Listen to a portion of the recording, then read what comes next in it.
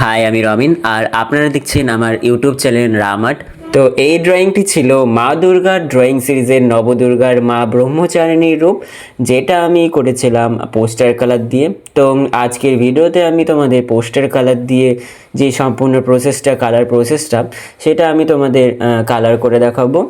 তো কালার করার আগে যেই জিনিসগুলো আমি এই পেন্টিংয়ে ইউজ করেছি সেগুলো হলো মপ ব্রাশ, আর আমি খাতার জন্য ব্যবহার করেছি ডমসের A4 সাইজের এই খাতাটি, আর কালারের জন্য ব্যবহার করা হয়েছে ডমসের পোস্টার কালার। তাছাড়াও কালারের জন্য কিছু কিছু কালার, যেমন অ্যাক্রিলিক কালার হোয়াইটটা, সেটাও আমি এখানে ইউজ করেছি। তো সেটা সবার লাস্টে আমি এটা ইউজ করেছিলাম। তো স্কিন কালার করার জন্যই অনেকের প্রবলেম হয় যে তোমরা স্কিন কালারের মধ্যে সাদা কালারটা ইউজ করে ফেলো। তো অবশ্যই মনে রাখবে যে স্কিন কালার বানানোর জন্য আমি এখানে ব্যবহার করেছি হলুদ, লাল আর সাথে ক্রিমসল কালারটি। আর স্কিন কালার করার সময় মনে রাখবে যে একটি কালার বারবার এক জায়গায় করবে না। দেখবে আমাদের স্কিনে অনেক রকমের কালার থাকে, সো সেগুলো তুমি যদি বিভিন্ন হালকা শেড বা ডিপ শেডে তোমরা বিভিন্ন জায়গায় করো তো সেটিকে দেখতে ভালো লাগবে। তবে লাইট অ্যান্ড শ্যাডোটাকে তোমরা নিয়ন্ত্রণ রেখে তবেই ওই কালারটি করো। যেমন আমি এখানে ফেসটি কালার করার আগে একটুখানি জল স্প্রে বা আমি তুলি দিয়ে পুরো মুখটাকে ভিজিয়ে নিয়েছিলাম। তারপর আমি ওই আমার কালার বানানো যেই স্কিন কালারটা আমি বানিয়েছিলাম ওটা হালকা করে ওই জল, মানে ওই ভেজানো থাকতে থাকতে পেস্টটা আমি ওই কালারটি করে ফেলেছিলাম। অবশ্যই একবারে যখন তুমি কালারটা করবে মুখের ফেসের ওপরে, আর দ্বিতীয়বার সেটি ঘাটবে না যতক্ষণ না সেটা শুকোচ্ছে। আর তোমরা যদি কালারের ওপরে আবার যদি শুকোনোর না আগে কালার করতে যাও তো তোমাদের কালারটি গন্ডগোল হয়ে যেতে পারে স্কিন কালার। তো হাতের কালারটিও করার জন্য আমি সেম ওই স্কিন কালারটি ইউজ করলাম, তার সাথে আমি একটু ক্রিমসন কালারটা ইউজ করেছি। ঠিক হাতে আলতা পরানোর মতন আমি ওই ক্রিমসন কালারটি ইউজ করলাম।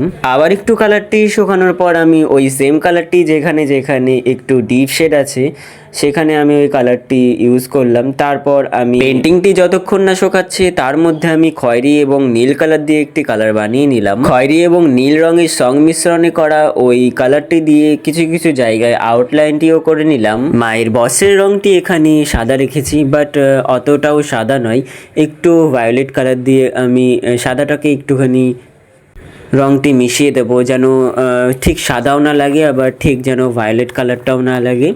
বসের কালারটি করার আগে ব্রাশ দিয়ে জল দিয়ে ভালো করে ওখানটায় ভিজিয়ে নিলাম। তারপর আমি একটু বেগুনি কালার ইউজ করলাম, যাতে সম্পূর্ণ যেন খুব সাদাও যেন না লাগে। যেহেতু ব্যাকগ্রাউন্ডের কালার একটু ডিপ হয়ে যাবে তো ওটা আপনা আপনি সাদা রং হয়ে যাবে।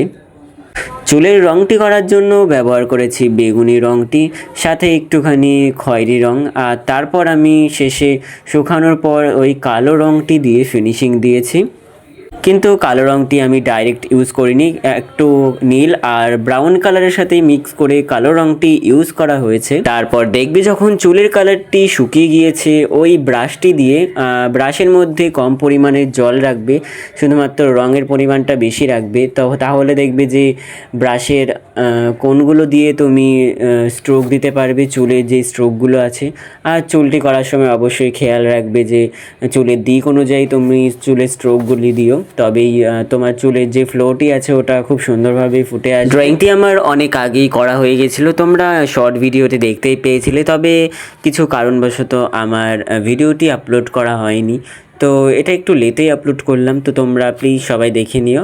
আর তোমরা যদি কেউ এঁকে থাকো অবশ্যই আমার ইনস্টাগ্রামে ট্যাগ দিও বা স্টোরিতে তোমরা আমাকে মেনশন করতে পারো, আমি তোমাদের স্টোরি দিয়ে দেবো আমার ইনস্টাগ্রাম পেজ। তো এখন হচ্ছে কিছু কিছু জায়গায় হাইলাইট দেওয়ার জন্য আমি ওই হোয়াইট অ্যাক্রিলিক কালারটা ইউজ করেছি, যেমন কানের, চোখে, নাকে আর ঠোঁটের মধ্যে আমি এই অ্যাক্রিলিক কালারটা ইউজ করেছি।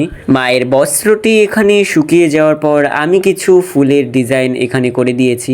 ওই ফুলের ডিজাইনগুলো আমি সেম ওই কালারটা দিয়ে করেছি, যেটি বেগুনি কালার বানিয়েছিলাম, কিন্তু একটুখানি ডিপ ইউজ করেছি যাতে ফুলগুলো খুব সুন্দরভাবে ফুটে ওঠে, ওই কালার থেকে একটুখানি ডিপ লাগে। এবার হচ্ছে ব্যাকগ্রাউন্ডটি কালার করব।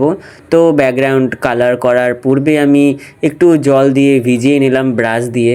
তারপর আমি এখানে কালার ব্যবহার করেছি একটু লেমন ইয়েলো, তার সাথে একটু ক্রোম ইয়েলো আর ইয়েলো অকার, তার সাথে ব্রান্ড সাইনা বা খয়েরি কালারটিও আমি এখানে ইউজ করেছি কোনার দিকটাই।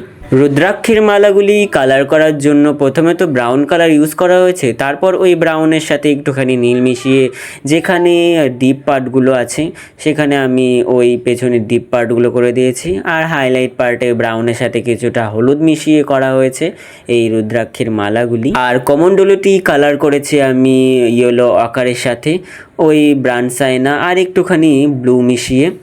আর যেহেতু ব্যাকগ্রাউন্ডটা একটুখানি ফাঁকা ফাঁকা লাগছিল, তো আমার মনে হলো যে পেছনে একটুখানি গাছপালার মতন করে দেওয়া যাক, ঠিক সেই ব্রান্ড সাইনা আর ব্লু কালারটি দিয়ে আমি পেছনে এরকম গাছ করে দিলাম। তো আজকের এই সম্পূর্ণ পেন্টিংটি তোমাদের কেমন লাগলো অবশ্যই জানিও।